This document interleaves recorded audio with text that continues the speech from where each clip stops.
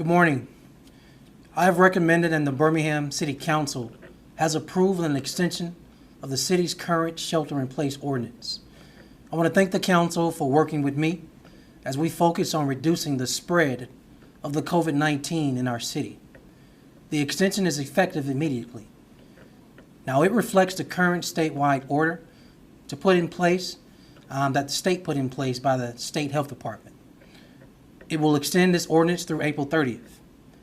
As we've said before, the shelter-in-place simply means stay at home. Don't go out except for essentials. You'll be able to read the revised ordinance at birminghamal.gov/coronavirus. Now, I want to be clear. Nothing changes today beyond the ordinance that has been in place for more than a week. But the spread of the COVID-19 here in Alabama and in our city demands that we take this very seriously. People vulnerable to the most serious effects of the COVID-19 disease must remain at home unless seeking medical treatment. Now, each of us has a responsibility and a duty to our families, a duty to our neighbors and our communities to do what we can to reduce the spread of the COVID-19. Effective today, the City of Birmingham Park and Recreation Board has restricted all city parks to solitary activity only. That includes walking, running, or exercise. At all times, individuals must maintain a distance of at least 6 feet from the next closest person. All other activities, including the use of playgrounds, basketball courts, and others, are prohibited until further notice. We want to encourage outdoor activity, but it must be done in keeping with social distancing. Far too many times last weekend, large groups gathered at our parks. That can no longer happen. These new restrictions are in place to protect you and give you an option to use our parks for solitary activity only. Now, if you cannot comply, simple, don't go to our city parks. Now, another challenge we face is with many of our big box stores. While grocery stores, hardware stores, and other big box stores are listed as essential businesses in the current health order, they too must follow social distancing. Jefferson County's public health officer has requested that social distancing requirements be enforced, and the state attorney general says that the police have the authority to do so. Now, if you can hear the sound of my voice, these orders are in place to slow the spread and help us more quickly get back to our normal way of life.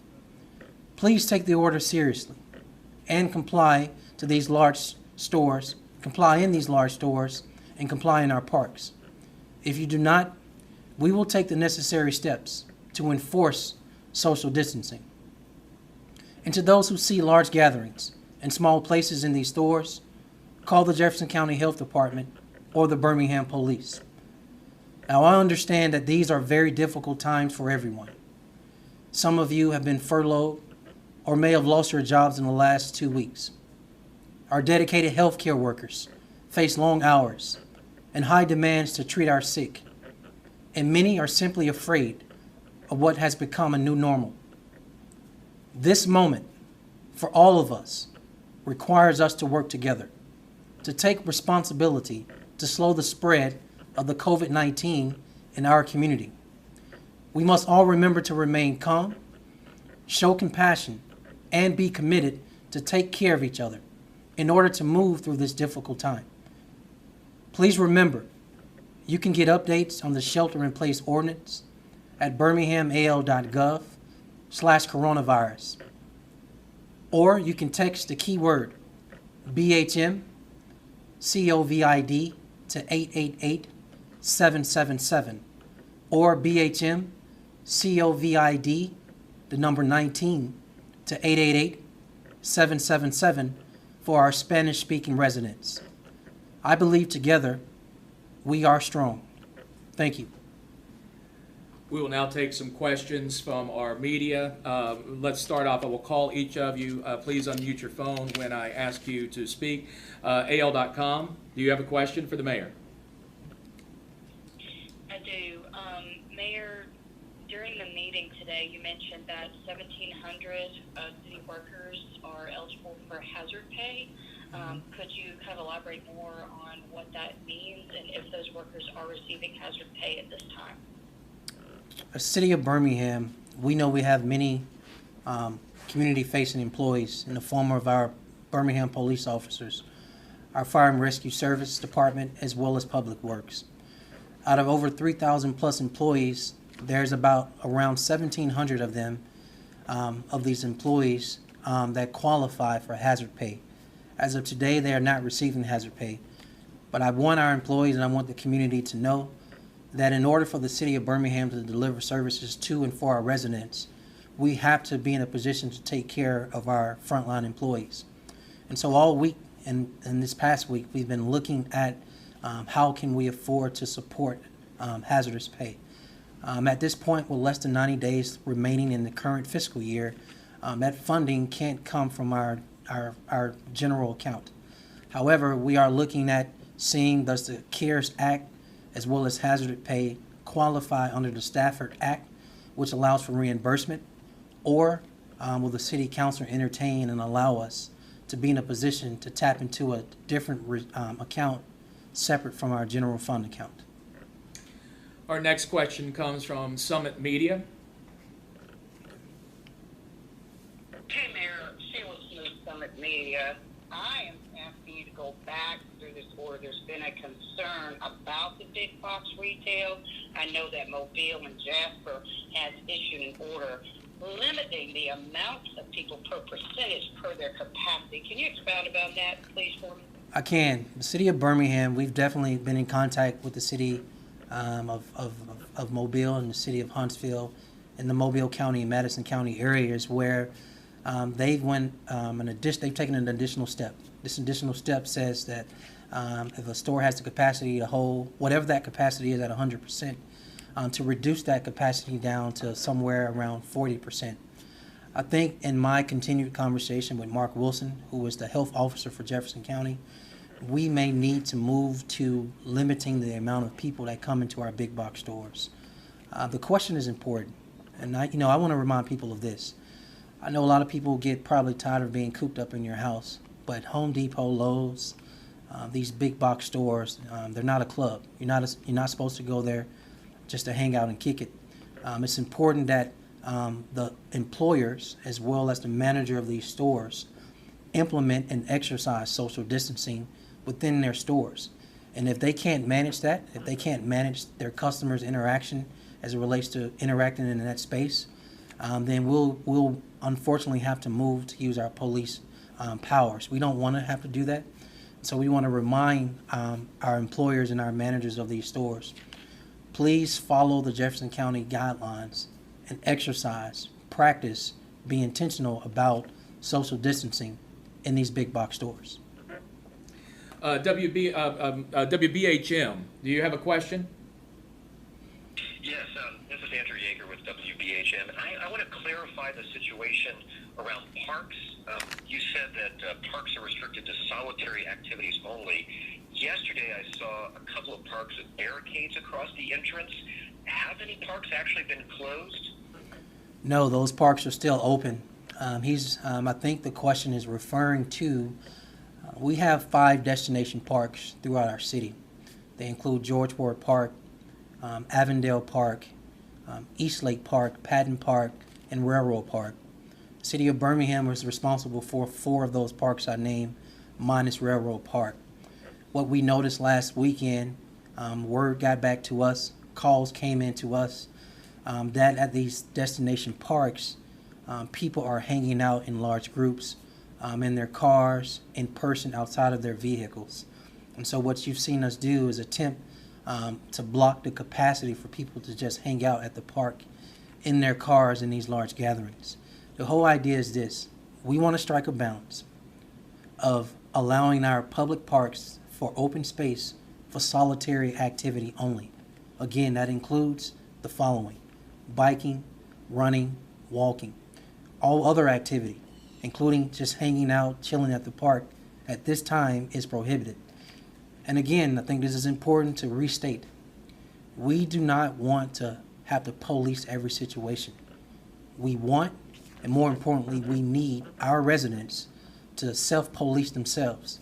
But if they can't do that, if they cannot comply with this order, we will take the necessary step to shut our parks down. It would be unfortunate that a small group of people are choosing to have reckless behavior and end up hurting everyone else, either in the form of unintentionally spreading the COVID-19 or not allowing anyone to use our parks. So let's take this order seriously, and let's make sure that if you are in our public parks, that you're only doing one of those solitary activities. Our next question comes from WBMA TV. Are you on the line? ABC 3340, are you on the line? We may have lost them on this call. WBRC, are you on the line? Yes, this is Alan Collins with WBRC. Mayor, talk about the last week and police patrols or whatever enforcing the ordinance when you originally, what are the police department telling you? Are people complying, or you are seeing those trouble areas? I think for the most part, Alan, that our residents, majority of the citizens of Birmingham, are complying with this order. You know, it was probably 3 weeks ago, a little over 3 weeks ago, we were using the language around recommendations. Of course, many of you all know we've since moved to enforcing, and most of our residents are in compliance. I think you still have a couple of people out here who are not taking this seriously, and they're using public spaces in the form of parks or some of these big box stores or other activity that lends itself to community spread that's not helpful, and more importantly is harmful to other people, taking it back into their own home, dealing and engaging in their own families, or taking it to other people and they're having community spread. I think what we saw over the last week is our police department and our police officers, our beat officers, through patrol, attempt to engage people in educating them about the importance of taking it seriously. I think what you'll see this week is full-out enforcement in the form of verbal commands, disbursements, and if need be, because of total lack of compliance, non-custodial arrests, which simply means that we have to issue summons. Alan, that's not something we want to do. But this is a serious moment in our city, in our community, in our state, and in our country. People need to remember that people are dying, that this has the potential to continue to spread. And if you can't take this serious and police yourself, then we will gladly assist and help you. Our next question, WIAT, are you on the line? WIAT. Yes, Nikki Harris from CBS 42. Mayor Wilson, are you concerned that there's no statewide shelter-in-place order? I am. I think at this point of time, where we are as a country, any person, we need to separate politics. We need to separate black and white. We need to separate and set aside, urban, suburban, ex-urban, rural. Regardless of what part of this state you're in, we are at a point now where if we don't do everything necessary to stop this spread, to flatten this curve, and to save lives, then we're going to see an extension of our way of life not being the way we want it to be into May. I think at this point in April, we should all do everything we can at the local, state, and federal level, Democrat, Republican, it doesn't matter, to do what's necessary in the middle of a health crisis to make sure we stop the run on our hospitals, to stop the run on our elderly community, those who are homeless, those who are in nursing homes, and any other spaces from getting this virus. It is incumbent upon all of us, set aside our titles, set aside our positions, to do what's necessary to protect people. And so the question is, am I concerned that there's not a statewide ordinance? The answer is yes. But I am going to do what's in my power and necessary within this jurisdiction for the city of Birmingham to protect the residents here. WVTM, are you on the line? WVTM, do you have a question? Hi, Mayor. Chip Scarborough from Channel 13. There is an eye-opening report in the New York Times ranking Jefferson County second in the nation for people who are not staying home and are getting out and about and traveling. Just how upsetting and concerning is that to you? It's very concerning. Chip, I will tell you this. I expect for people to attempt to disobey this ordinance this weekend. And we will be in a position, again, to assist those who are having a hard time complying. Okay, I think is there anybody on the line who I have not called out at this time? Is there anybody who's not had a chance to ask a question? AL.com, I think you had a follow-up. If you would like a follow-up question. Yeah, I did. Mayor, I was curious if the police have enforced the shelter-in-place yet. Like, have you written any tickets or summons or fined anyone at this point? As of today, we have not fined or written any tickets or summons, but I think that can change if the behavior of our citizens don't want to voluntarily comply with this ordinance. I think what you will see this week is more patrol. There have been several units that will be rerouted to deploy in our streets from a patrol standpoint to make sure people are complying with this ordinance. Again, we don't want to be Big Brother. We don't want to police ourselves into a situation of making adults and children do what's necessary. I have an expectation that from a codependency standpoint and people being responsible, that adults know how to engage and encourage their children to make the best and right decisions at this time and stay at home. And I have a high expectation for adults to do what's necessary to prevent the spread of this. I'm going to do a quick run through of the others on this line. Summit Media, do you have a follow-up question?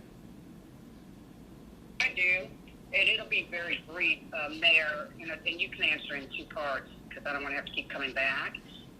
The airport and the train station, if you can address the influx of the passengers coming in and out, number one. Number two, the Park and Prayer at St. Vincent's, they did a couple of things. What's your take on Park and Prayer? And thirdly, City Council's continuing to meet. What is your take on that?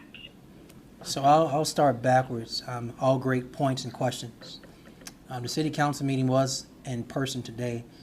You should know that there was no one in the chamber minus one reporter, the city clerk, the city attorney, and the City Council and me. So there was no public present in the actual chamber. In addition to that, the council was spread out separate from their usual chairs they sit in. So there was intentional social distancing practice at this meeting, and the audience was limited and that excluded the public.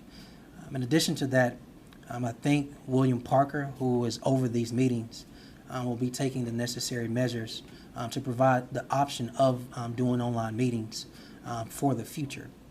As it relates to the Park and Prayer at our hospitals, I think it's important that we find unique ways to acknowledge, to cheer on, to be advocates and supporters of those on the front line in the form of being in the medical care, which includes our doctors, our nurses, and many other people. And to have the Park and Prayer as an idea to provide some form of moral support, I think it's okay as long as it's done in a way where people aren't making physical contact and staying in their vehicle. So honestly, I don't have a problem with that. I just think that needs to be managed and not get out of hand. Then the part related to the train station, related to the airport, I would highly suggest, I'm not passing the buck, but in my conversations with the leadership of the airport and with our train station, they put many, many measures in place, which includes cleaning their facilities, seating areas, etc., as well as doorknobs, as well as restrooms and bathrooms and other areas as it relates to the flow of human human beings going from point A to B in their actual facilities, making sure they're clean. Or we'll check for a follow-up. WBHM, do you have a follow-up? No, I don't. I'm in good shape. Thank you. Thank you, WBHM. WBRC, do you have a follow-up? Yes, Rick. For the mayor. Mayor, you mentioned you've reached out to big box stores. What has been their reaction? Be it Target, Home Depot, Lowe's. What have been the reaction to your concerns about the huge crowds we're seeing, particularly on weekends? I think the big box stores in the city limits of Birmingham, as it relates to the leadership, those managers and those employers are taking this seriously based on conversations with a few of them. And we have a lot more conversations to go with other managers of these stores within our city limits. but I think they're taking this seriously. I think they're encouraged, because we are encouraging them to remember that there is an ordinance in place from the Jefferson County Health Department that they must be in compliance with too. And the last thing they would want is to shut down or be forced to close because they're not in compliance. One question from WBMA. I think they may have fallen off the line, but they are asking, can you clarify the park ordinance in particular? Many people are asking if families are included in social distancing guidelines. Again, the parks, our public parks, I want to make this very clear. Our public parks are only for the following activities. Solitary outdoor activity, which includes biking, running, walking. If a family wants to come to a park and participate in those things, have at it. If you come into the park to do something else, such as put down a blanket and have a picnic, that activity is prohibited. If you want to come to a park to just sit there, that activity is prohibited. You have to move in our parks, and the movement includes walking, biking, running. If you are not at a park to participate in those activities, you need to disperse, or you need to not come to that park. If you can't comply with that, we will move to shut down our parks. Let's check in with WIAT. Do you have a follow-up question? WIAT, do you have a follow-up?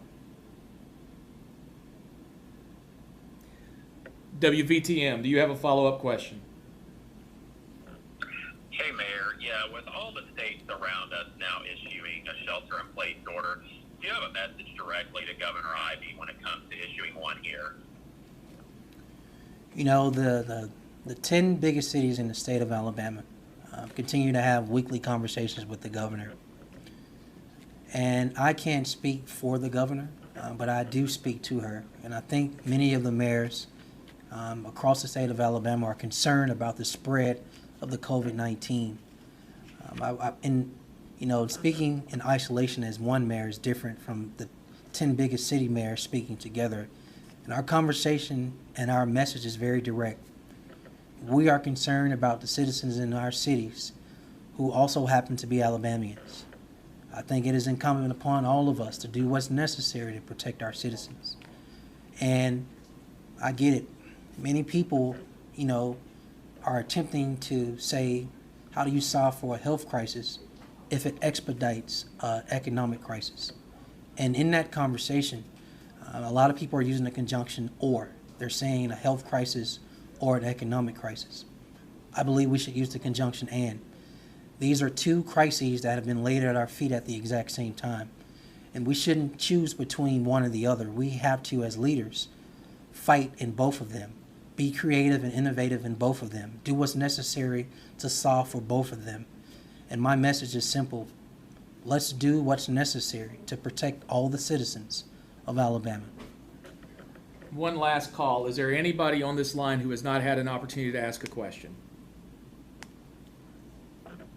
All right, thank you. With that, any closing statements from you, Mr. Mayor? Everyone, again, please remember to take this very seriously. Let's be safe. Let's do what's necessary to shelter in place in the month of April so we can get back to our normal way of life. I am convinced that if we attempt to tiptoe around this, skirt around this ordinance, try to live like we lived before the COVID-19, then we will have to extend ourselves in this shelter in place because we're not taking this seriously. We have a choice. Let's choose to take this seriously. Be safe. Thank you.